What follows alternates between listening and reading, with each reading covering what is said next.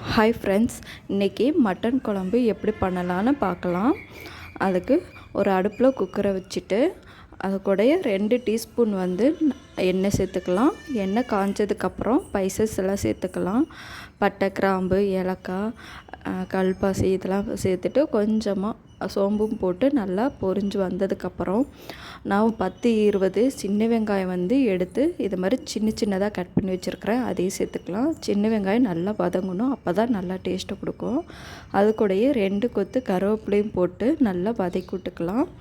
நல்லா வதங்கி வந்ததுக்கப்புறம் 2 டீஸ்பூன் நான் இஞ்சி பூண்டு பேஸ்ட்டு சேர்த்துக்கிறேன். போட்டு நல்லா பச்சை வாசனை போகிற வரைக்கும் நல்லா கிளறி விட்டுக்கோங்க. அப்போ தான் குழம்பு நல்லா டேஸ்ட்டு கொடுக்கும். இஞ்சி பூண்டு பச்சை வாசனை போனால் தான் நல்லா டேஸ்ட்டு கொடுக்கும். நல்லா இந்த அளவுக்கு நல்லா வதக்கி எடுத்துக்கோங்க. அடுத்து 2 தக்காளி நான் சின்னதாக கட் பண்ணி வச்சுருக்கிறேன்.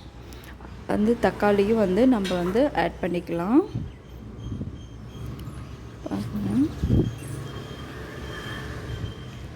தக்காளி நம்ம சேர்த்துக்கலாம். இந்த அளவுக்கு சின்னதாக கட் பண்ணி வச்சுருக்கு, அதையும் சேர்த்துக்கலாம். நல்லா தக்காளி நல்லா குழஞ்சி வரணும்.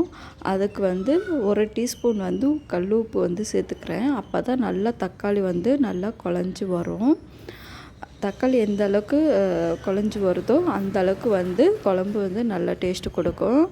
அடுத்து 1/2 கிலோ மட்டன் நான் நல்லா சுத்தம் பண்ணிவிட்டு நல்லா கழுவி எடுத்து வச்சுருக்கிறேன். இந்த மட்டனையும் சேர்த்துக்கலாம். தக்காளி நல்லா வதங்கட்டும்.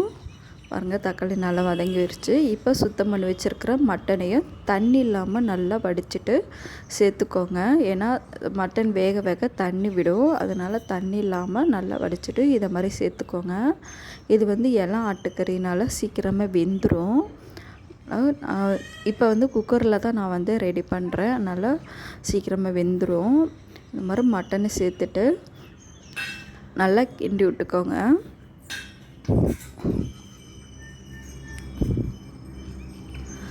கிண்டி விட்டாச்சு. இப்போ மிளகாத்தூள் போட்டுக்கலாம்.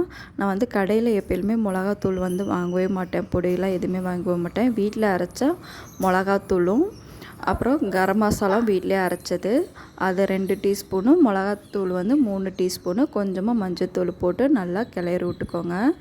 நல்லா அந்த கறியில் கோட்டிங் ஆகுற மாதிரி நல்லா கிளறி விட்டுக்கோங்க.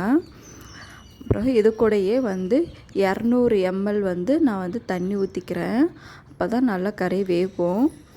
இப்போ தண்ணி ஊற்றிக்கலாம். உங்களுக்கு எந்த அளவுக்கு தண்ணி தேவைப்படுதோ அந்த அளவுக்கு தண்ணி ஊற்றிக்கோங்க. ஆனால் கறி அடிப்பிடிச்சிடாமல் பார்த்துக்கோங்க. இப்போ இந்த அளவுக்கு எனக்கு தண்ணி போதும். இன்னும் கொஞ்சம் கூட நான் தண்ணி ஊற்றிக்கிறேன்.